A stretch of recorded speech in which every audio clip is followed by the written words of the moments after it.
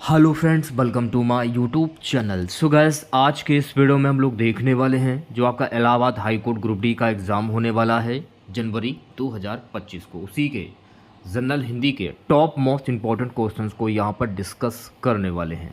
और मैं आप लोगों को ये 100% गारंटी देता हूँ कि आपके Allahabad high court group D के एग्ज़ाम में यहाँ से प्रश्न पूछे जाएंगे।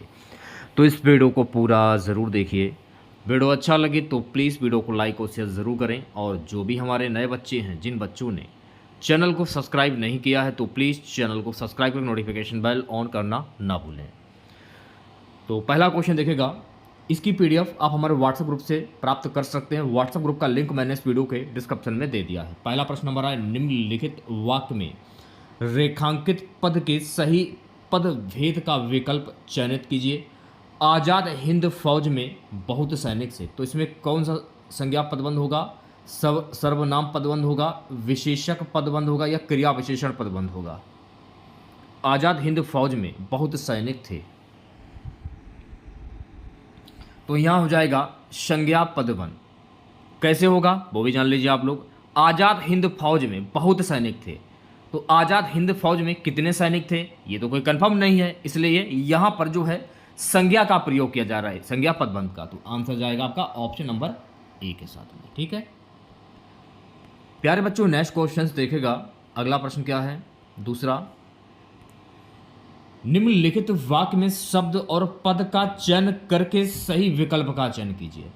लड़के यमुना के किनारे नहा रहे हैं। अब यहां पर देखिए, आपको यह आपसे पूछा जा रहा है कि किस वाक्य में शब्द और पद का चयन करके सही विकल्प का चयन करना है आपको। लड़के यमुना के किनारे नहा रहे हैं, तो इसमें जो आप देख रहे हैं यमुना और लड़के, यमुना और लड़के, इसमें जो मेन कॉमन रहेगा आपका यमुना और लड़के। तो राइट आंसर आपका जाएगा ऑप्शन नंबर टी के साथ में।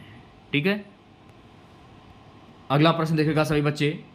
प्यारे बच्चों, अगला प्रश्न है कि दीपिका सेब खा रही है। इसमें कौन सी क्रिया होगी? आक्रामक क्रिया, प्रश्नार्थक क्रिया, सकर्मक क्रिया, द्विकर्मक क्रिया। अब इसमें आप जो खाना देख रहे हैं, खा मतलब सेब खा रही है ना, खाना। तो खा जो है ना, खाना, तो खाना जो है ना, ये आपकी क्रिया अकर्मक हो जाएगी, क्रिया अकर्मक। तो राइट आंसर जाएगा ऑप्शन नंबर सी के साथ में। खाना जो है वो क्रिया है, ऑप्शन नंबर सी जो है ये बिल्कुल करेक्ट हो जाएगा।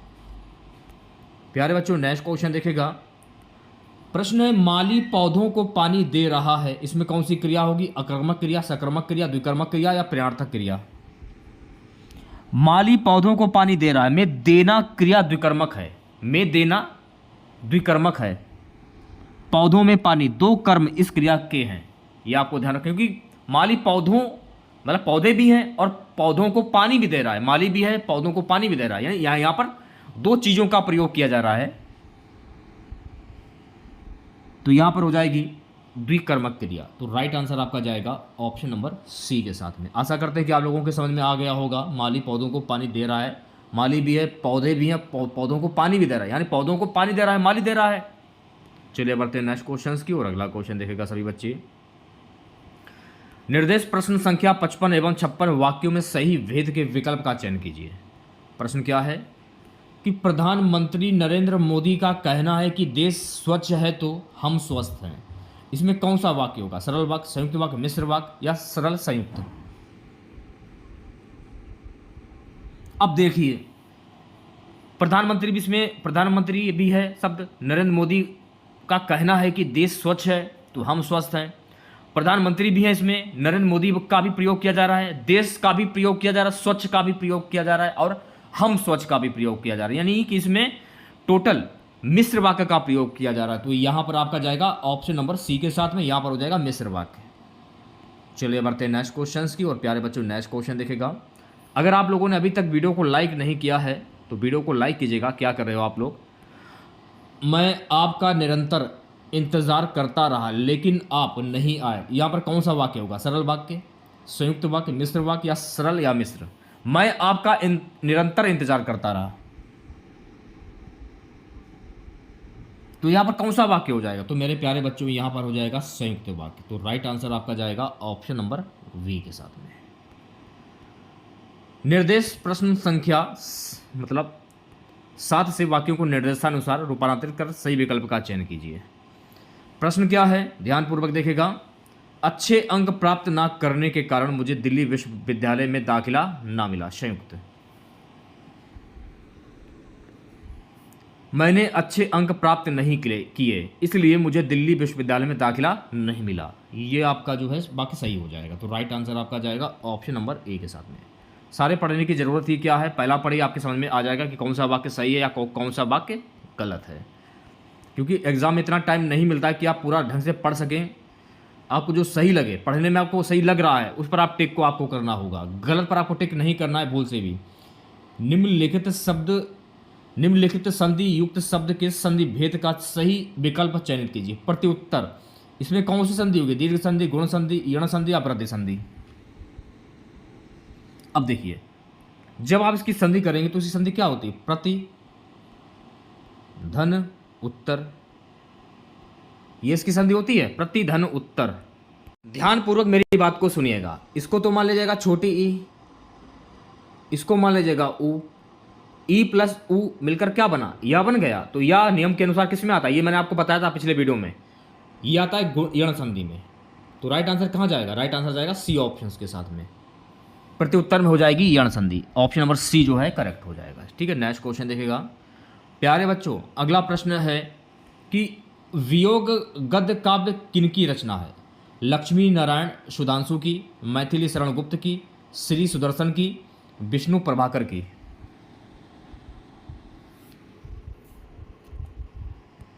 देखिए, इंपॉर्टेंट क्वेश्चन है, इस पर 5 स्टार लगा लीजिए, पेपर में आने वाला क्वेश्चन है।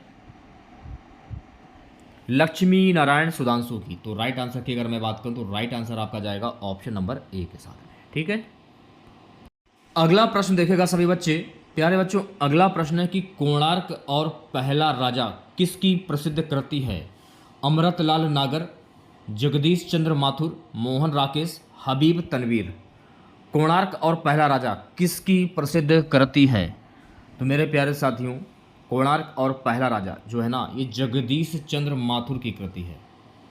तो राइट आंसर की अगर मैं बात करूं तो राइट आंसर आपका जाएगा ऑप्शन नंबर वी के साथ में। अगला प्रश्न देखेगा सभी बच्चे। अगला प्रश्न है, रक्त है या नसों में क्षुद्र पानी, जांच कर तू शीश दे देकर जवानी। इन पंक्तियों में कौन सा रस सृजित हुआ है, वीर रस, भीतर रस, रौद्र रस या श्रृंगार रस। पढ़ने से ही पता चल रहा है कि जोश आ रहा है, यानी यहां पर वीर रस का प्रयोग किया जा रहा है। पढ़ के देखिए, रक्त है या नसों में क्षुद्र पानी, यानी यहां पर वीर रस का प्रयोग किया जा रहा है। तो राइट आंसर जाएगा ऑप्शन नंबर ए के साथ में। इतना टाइम लगाने की जरूरत नहीं होती, क्योंकि एग्जाम में इतना टाइम नहीं मिलता है कि आप इतना दिमाग लगाएं। अगर आपको आ रहा होगा तो आंसर तुरंत आपके माइंड में टच कर जाएगा और आप तुरंत टिक कर देंगे। 12वां प्रश्न देखेगा, प्रकाश के सामने अंधेरा टिक ना सका, यह किस प्रकार का वाक्य, सरल वाक्य, मिश्र वाक्य, संयुक्त वाक्य या उपवाक्य। प्रकाश के सामने अंधेरा टिक, अब प्रकाश के सामने अंधेरा टिक ना सका, ये तो सरल सी बात है कि बहुत ही घना अंधेरा है, आपने छोटा सा दिया रख दिया, सारा अंधेरा गायब हो गया, यानी कि यहां पर हो जाएगा सरल वाक्य। तो राइट आंसर जाएगा ऑप्शन नंबर ए के साथ में। चलिए बढ़ते हैं नेक्स्ट क्वेश्चन की और अगला क्वेश्चन देखेगा सभी बच्चे। प्यारे बच्चों, अगला प्रश्न है कि कौन सा शब्द शुद्ध है। अब इंपॉर्टेंट क्वेश्चन है, एक बार देख लीजिएगा, इंपॉर्टेंट क्वेश्चन है, एक बार इस पर आप 5 स्टार लगा सकते हैं, परीक्षा में आ सकता है। पुनर्जागरण कैसे लिखा जाता है, ऐसे तो लिखा नहीं जाएगा, ना ऐसे लिखा जाएगा, ना ऐसे लिखा जाएगा। तो पुनर्जागरण कैसे लिखा जाता है, देखिए, पुनर्जागरण अगर आप लोग लिखते हैं तो पुनर्जागरण को लिखने का जो तरीका है ना, वो ये रहा। तो राइट आंसर की अगर मैं बात करूं तो राइट आंसर जाएगा ऑप्शन नंबर डी के साथ में। चलिए बढ़ते हैं नेक्स्ट क्वेश्चन की ओर। प्यारे बच्चों, नेक्स्ट क्वेश्चन देखेगा, नाक का बाल होना किस मुहावरे का अर्थ है। परेशान करना, घृणा करना, अधिक प्यारा होना, प्रतिष्ठा देना। नाक का बाल होना, नाक का बाल होना यानी कि अधिक प्यारा होना। तो इसमें तो टाइम नहीं लगेगा क्योंकि सिंपल सा क्वेश्चन है। तो राइट आंसर जाएगा सी ऑप्शन के साथ में।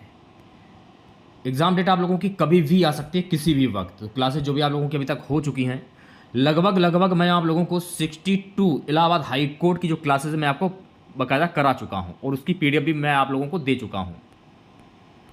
प्रश्न क्या है, निम्नलिखित में कौन सा शब्द परि उपसर्ग से निर्मित है। पराक्रम, प्रकाश, परिवर्तन या पराभाव। देखिए व्हाट्सएप ग्रुप जब तक आप ज्वाइन नहीं करेंगे आपको पीडीएफ नहीं मिलेगी। बिल्कुल निःशुल्क में पीडीएफ मिल रही है।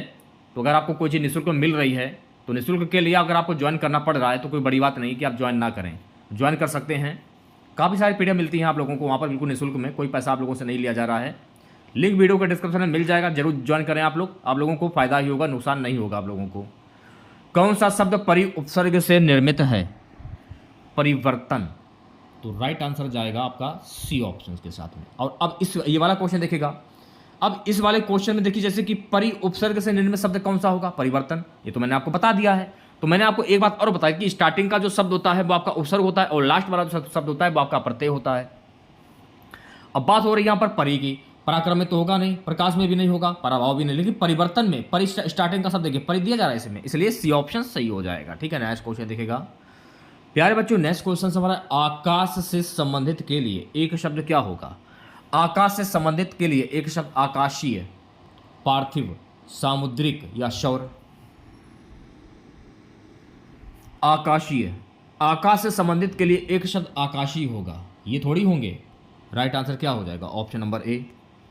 सारे के सारे क्वेश्चन जो भी मैं आपको करा रहा हूं सिलेक्टेड क्वेश्चंस हैं जो कि आपके एग्जाम में बार बार पूछे जाते हैं।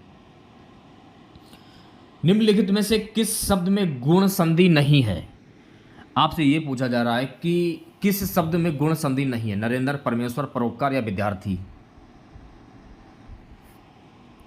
देखिए विद्यार्थी में गुण संधि नहीं है, तो राइट आंसर क्या हो जाएगा? Option number D. देखिए विद्यार्थी की जब आप संधि करते हैं तो इसकी संधि क्या होती है? विद्या। देखिए एक एक प्रश्न को अच्छे से समझ कर जाइएगा आप लोग। विद्याधन अर्थी, ठीक है, इसकी आपने संधि कर ली। संधि करने के बाद इसको मान लिया जाएगा बड़ा आ और इसको मान लिया जाएगा छोटा आ। तो बड़ा आ प्लस छोटा आ मिलकर क्या बना? बड़ा आ बन गया। तो नियम के अनुसार बड़ा आ किस में आता है? दीर्घ स्वर संधि में आता है।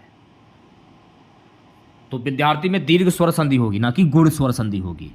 तो राइट आंसर आपका जाएगा ऑप्शन नंबर डी के साथ में। ठीक है, नेक्स्ट क्वेश्चन देखेगा। इला निम्नलिखित में से किस पर्यायवाची शब्द है? सागर, आकाश, पृथ्वी, गंगा। अब देखिए पर्यायवाची शब्द को करने के लिए आपको पर्यायवाची याद करना नहीं है, जो इंपॉर्टेंट है उनको समझ लीजिए। अगर आप याद करेंगे तो आप याद करते ही रह जाएंगे, क्योंकि हिंदी एक महासागर है। जितना भी गोता आप लगाओगे हिंदी कभी खत्म होने वाली नहीं है। इतने पर्यायवाची शब्द हैं कि आप याद करते करते करते करते आपका टाइम निकल जाएगा, आप याद नहीं कर पाओगे। तो इंपॉर्टेंट जो कि आपके पिछले एग्जामों में पूछे गए हैं उन पर्यायवाची को आप लोग देख लीजिए। तो इला निम्नलिखित में से किसका पर्यायवाची शब्द है? तो इला जो है ना ये पृथ्वी का पर्यायवाची शब्द है। तो राइट आंसर आपका क्या जाएगा? तो राइट आंसर जाएगा ऑप्शन नंबर सी के साथ में। 19वां प्रश्न देखेगा। उत्पत्ति की दृष्टि से शब्दों का भेद निम्न में से कौन सा नहीं है? तत्सम, तद्भव, देशज या योग रूढ़? उत्पत्ति की दृष्टि से शब्दों का भेद निम्न में से कौन नहीं है? योग रूढ़। तो इस प्रश्न का जो राइट आंसर जाएगा ऑप्शन नंबर डी के साथ में। प्यारे बच्चों नेक्स्ट क्वेश्चन देखेगा। रोगग्रस्त शब्द में प्रयुक्त समास कौन सा होगा? कर्म तत्पुरुष, करण तत्पुरुष, संप्रदान तत्पुरुष या अधिकरण तत्पुरुष? अब देखिए रोग से ग्रस्त है ना, से किस में आता है? कर्ता ने कर्म को करण के द्वारा संप्रदान के लिए अपादान से, शायद मैं रॉन्ग हूं जी, हाँ मैं रॉन्ग था। रोग से ग्रस्त होगा, रोग से ग्रस्त, रोग का ग्रस्त नहीं होगा। तो कर्ता ने कर्म को करण से, अब से किस में आ रहा है? करण से आ रहा है, अपादान से भी आता है और उसमें करण में भी आ रहा है। लेकिन अपादान जो है वो ऑप्शंस में नहीं है, तो आप करण पर, आप जो करण तत्पुरुष पे आप टिक जो है वो कर सकते हैं। तो राइट आंसर क्या हो जाएगा? Option number B. और कारक के कुल कितने भेद होते हैं? अगर आपसे ये पूछ लिया जाए तो कारक के कुल 8 भेद होते हैं। तो ये भी आपको ध्यान में रखना है, छोटी छोटी जो बातें हैं उन्हें आपको ध्यान रखना है। अगला प्रश्न देखिएगा सभी बच्चे। निम्नलिखित में से कौन सा शब्द स्त्रीलिंग है? पानी, आग, घी या मोती? कौन सा शब्द स्त्रीलिंग है? देखिए आग जो है ना, आग, ये आपका स्त्रीलिंग शब्द हो जाएगा, आग। तो राइट आंसर की अगर मैं बात करूं तो राइट आंसर जाएगा ऑप्शन नंबर वी के साथ में। ठीक है, नेक्स्ट क्वेश्चन देखेगा। प्यारे बच्चों नेक्स्ट क्वेश्चन देखेगा। सीमा नौकर से दूध मंगवाती है, वाक्य में कौन सी क्रिया? प्रणार्थक क्रिया, सहायक क्रिया, आकर्मक क्रिया या फिर सकर्मक क्रिया? सीमा जो है नौकर से कह रही है कि जाकर दूध ले आओ, यानी सीमा नौकर को प्रेरणा दे रही है कि दूध ले आओ, तो यहाँ पर कौन सी क्रिया हो जाएगी? थोड़ा दिमाग लगाने की जरूरत है, नियम के चक्कर में पड़िएगा। अगर नियम के चक्कर में पड़ोगे तो कभी भी नहीं याद कर पाओगे। तो यहाँ पर हो जाएगा प्रयार्थक क्रिया। तो राइट आंसर क्या हो जाएगा? Option number A. 23वां क्वेश्चन देखिएगा, तुलनात्मक विशेषण की हिंदी में कितनी अवस्थाएं होती हैं? 2, 3, 4 या केवल 1? तुलनात्मक विशेषण की हिंदी में कितनी अवस्थाएं होती हैं? तो मेरे प्यारे साथियों, तुलनात्मक विशेषण की हिंदी में कुल 3 अवस्थाएं होती हैं। तो इस प्रश्न का जो राइट आंसर जाएगा ऑप्शन नंबर बी के साथ में। चलिए बढ़ते हैं नेक्स्ट क्वेश्चन की ओर। अगला क्वेश्चन देखेगा, निम्न में से किस संज्ञा की गणना नहीं की जा सकती? समूहवाचक संज्ञा, द्रव्यवाचक संज्ञा, व्यक्तिवाचक संज्ञा, भाववाचक संज्ञा। क्या पूछ रहा है कि किस संज्ञा की गणना नहीं की जा सकती? भाववाचक संज्ञा की जो गणना है वो नहीं की जा सकती है। तो राइट आंसर आपका जाएगा ऑप्शन नंबर डी के साथ में। बार बार बोल रहा हूं, एग्जाम डेट जो है आप लोगों की कभी भी आ सकती है, कभी भी किसी भी वक्त, तैयार रहिएगा। अगला प्रश्न, प्रयत्न के आधार पर रा व्यंजन किस कोटि में आता है? प्रकंपित, संघर्षी, स्पर्श, अर्धस्वर।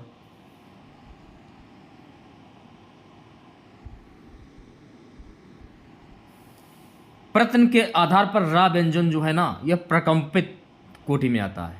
तो राइट आंसर की अगर मैं बात करूं तो राइट आंसर जाएगा ऑप्शन नंबर ए के साथ में। ये आपको ध्यान रखना है। चलिए बढ़ते हैं नेक्स्ट क्वेश्चन की और अगला क्वेश्चन दिखेगा सभी बच्चे। 26वां प्रश्न है, निम्नलिखित में से तमिल भाषा की लिपि कौन सी है? देवनागरी, रोमन, द्रविड़ या नास्तिलिक? निम्नलिखित में से तमिल भाषा की लिपि कौन सी है? द्रविड़। तो राइट आंसर की अगर मैं बात करूं तो राइट आंसर जाएगा ऑप्शन नंबर सी के साथ में। प्यारे बच्चों, अगला प्रश्न देखेगा। अगला प्रश्न क्या है? निम्न में से कौन सुमेलित नहीं है? शुचि, पवित्र, सर सरोवर, स्वर्ण, सोना, सर्ग, अध्याय। निम्न में कौन सुमेलित नहीं है, यह आपसे पूछा जाए कि कौन सुमेलित। देखिए, स्वर्ण कहते हैं इसको, ना कि स्वर्ण कहते हैं। स्वर्ण कहते हैं, स्वर्ण, स्वर्ण माने सोना। तो राइट आंसर आपका जाएगा ऑप्शन नंबर सी के साथ में। अब यहां पर क्या पूछा जाए कि कौन सही सुमेलित है? अनुरक्ति, विरक्ति, असमय, कुसमय, अवसर, सुअवसर, दीर्घायु, चिरायु। कौन सही सुमेलित है? इसे आप विलोम शब्द भी कह सकते हैं। फिलहाल अनुरक्ति का विलोम शब्द होता है विरक्ति, ये आपका सही सुमेलित हो जाएगा। तो इस प्रश्न का राइट आंसर जाएगा ऑप्शन नंबर ए के साथ में। चलिए बढ़ते हैं नेक्स्ट क्वेश्चन की और अगला क्वेश्चन देखेगा। प्यारे बच्चों, अगला प्रश्न हमारा है, निम्न में से कौन एक शब्दालंकार नहीं है? अनुप्रास, श्लेष, यमक या उपमा। कौन एक शब्दालंकार नहीं है? तो देखिए, उपमा जो है ना, ये शब्दालंकार नहीं है। तो इस प्रश्न का जो राइट आंसर जाएगा ऑप्शन नंबर डी के साथ में। अगला प्रश्न क्या है? निम्न में कौन से शब्द की वर्तनी शुद्ध है? तो यहां पर देखिए, आपको शुद्ध वर्तनी की पहचान करनी है। ये होगा, ये होगा, हितैषी होगा, हिंदू। तो हितैषी जो है ना, ये आपकी शुद्ध वर्तनी हो जाएगी। तो राइट आंसर जाएगा ऑप्शन नंबर सी के साथ में। अब जैसे कि संन्यास अगर आपको लिखना हो तो संन्यास जो है ना, ऐसे नहीं लिखा जाता, इसकी वो आप एक बिंदी रख दीजिए। संन्यास ऐसे लिखा जाता है। श्रीमती कैसे लिखा जाता है? देखिए, श्रीमती जो है ना, ता के ऊपर बड़ी ई की मात्रा होगी, ना कि छोटी ई की मात्रा। अच्छा, हिंदू कैसे लिखा जाता है? तो देखिए, इसमें जो अगर ये गलत हुआ है तो इसमें ये जो गलत हुआ है, इसमें हा के ऊपर एक बिंदी होनी चाहिए। हिंदू, हिंदू जो ऐसे लिखा जाता है, ठीक है। तो आपका राइट आंसर जाएगा सी ऑप्शन के साथ में, ठीक है। बढ़ते हैं नेक्स्ट क्वेश्चन की और प्यारे बच्चों, अगला प्रश्न देखेगा। अगला प्रश्न क्या है कि चिराग तले अंधेरा कहावत का सही अर्थ क्या होता है? अपनी बुराई नहीं दिखना, परिश्रम से भागना, उच्च और असाधारण की तुलना, अधिक लाभ होना। चिराग तले अंधेरा कहावत का सही अर्थ क्या होता है? तो चिराग तले अंधेरा, इसे आप कह सकते हैं अपनी बुराई नहीं दिखना। तो इस प्रश्न का जो राइट आंसर जाएगा ऑप्शन नंबर ए के साथ में।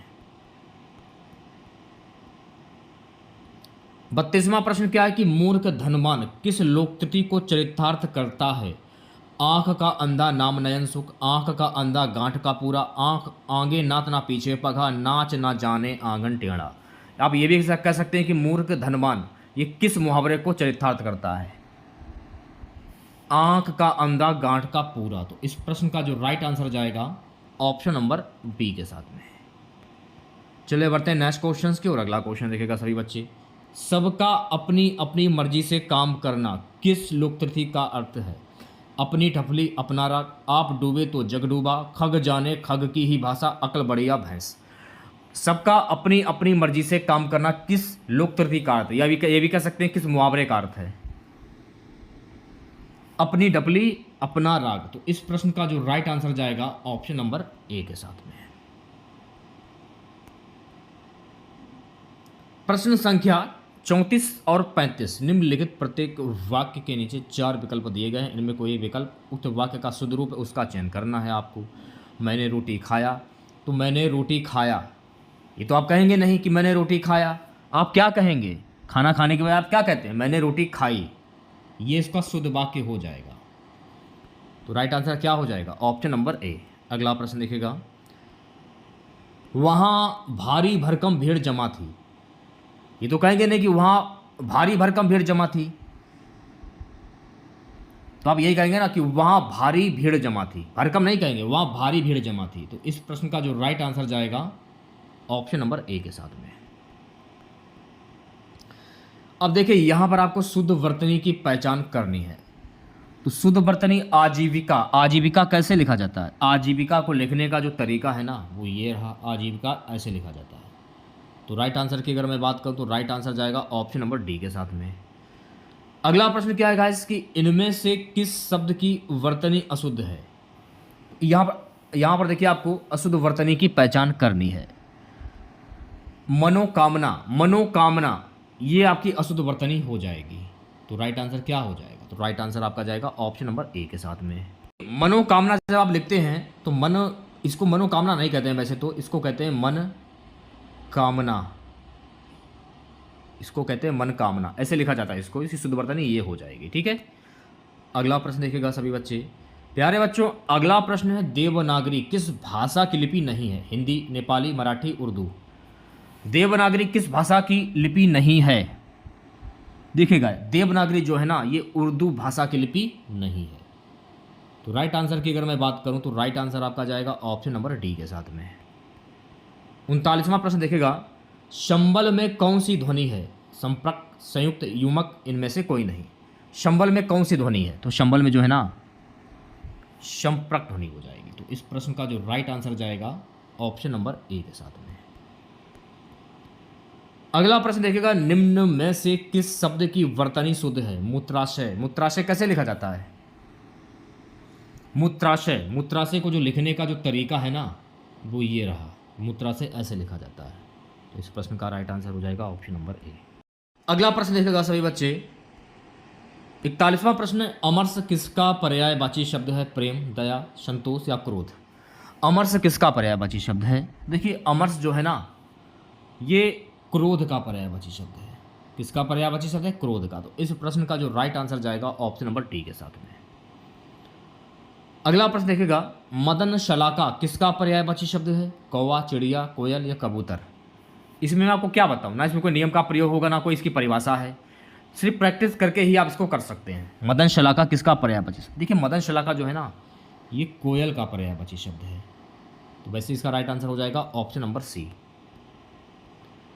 जो इंद्र पर विजय प्राप्त कर चुका उसको क्या कहते हैं? इंद्रजय, इंदु, जितेंद्र या इंद्रजीत।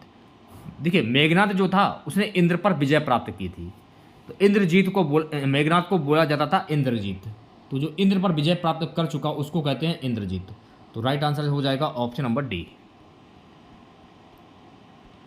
प्यारे बच्चों अगला प्रश्न देखेगा, घटनाओं का कालक्रम से किया गया वर्णन क्या कहलाता है? इतिवृत्त, कहानी, संस्मरण या नाटक। घटनाओं का कालक्रम में किया गया वर्णन कहलाता है इतिवृत्त। तो इस प्रश्न का जो राइट आंसर जाएगा ऑप्शन नंबर ए के साथ में। प्यारे बच्चों अगला प्रश्न देखेगा, अपकार का विलोम शब्द क्या होता है? अनिष्ट, विनिष्ट, उपकार या परोपकार। अपकार का विलोम शब्द क्या होता है? तो अपकार का विलोम शब्द होता है, इसे आप कह सकते हैं उपकार।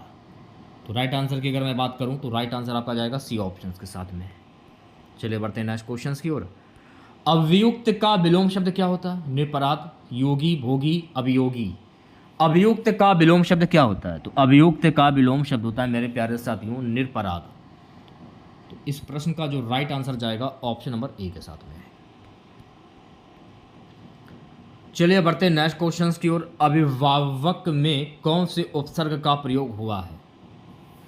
तो मैंने आपको क्या कहा था, स्टार्टिंग का जो शब्द होता है वो आपका उपसर्ग होता है और लास्ट वाला जो शब्द होता है वो आपका प्रत्यय होता है। तो अभिभावक का आपको स्टार्टिंग का शब्द देखना है, शुरुआत का शब्द अभी। देखिए अभी है इसमें, तो अभी जो है आपका, ये आपका उपसर्ग हो जाएगा। तो राइट आंसर हो जाएगा ऑप्शन नंबर सी। अध्ययन में उपसर्ग बताइए। अब अध्ययन में अधिधन अध्ययन, अधि अधि अधि स्टार्टिंग का शब्द, तो अधि जो है ये आपका उपसर्ग हो जाएगा। तो राइट आंसर क्या हो जाएगा? Option number C. उज्ज्वल का संधि विच्छेद क्या होता है? बहुत ही सिंपल सा क्वेश्चन है यार। उज्ज्वल का संधि विच्छेद होता है उत्धन ज्वल, उत्धन ज्वल। तो राइट आंसर क्या हो जाएगा? Option number D. अगर आपसे ये पूछ लिया जाए कि उज्ज्वल में प्रयुक्त संधि कौन सी होगी, यहाँ पर हो जाएगी व्यंजन संधि। क्यों होगी? ये आपको ता में हल दिख रहा है, इस कारण से ये यहाँ पर हो जाएगी व्यंजन संधि। ये आपको ध्यान में रखना है। आज की क्लास का लास्ट क्वेश्चन रहेगा कि उच्चारण के समय जीभ की स्थिति के अनुसार स्वरों के कितने भेद किए गए हैं? 2, 3, 4, 5 या 7? उच्चारण के समय जीभ की स्थिति के अनुसार स्वरों के कितने भेद जो है वो किए गए हैं? 3 भेद किए गए हैं। तो इस प्रश्न का जो राइट आंसर जाएगा ऑप्शन नंबर बी के साथ में। तो देखिए, अगर आपको आज की क्लास अच्छी लगी हो तो प्लीज़ इस क्लास को ज़्यादा से ज़्यादा लाइक कीजिएगा और अपने तमाम दोस्तों में इस क्लास को ज़्यादा से ज़्यादा शेयर कीजिएगा। ठीक है, चैनल पर नए हैं, अगर आप लोगों ने अभी तक चैनल को सब्सक्राइब नहीं किया है तो तुरंत चैनल को जरूर सब्सक्राइब करें आप लोग। इसकी पीडीएफ आपको हमारे व्हाट्सएप ग्रुप मिल जाएगी। व्हाट्सएप ग्रुप का लिंक मैंने इस वीडियो के डिस्क्रिप्शन में दे दिया, तुरंत जाइए, जल्दी से ज्वाइन कर लीजिए आप लोग। तो मिलते हैं नेक्स्ट वीडियो के साथ। जय हिंद, जय भारत।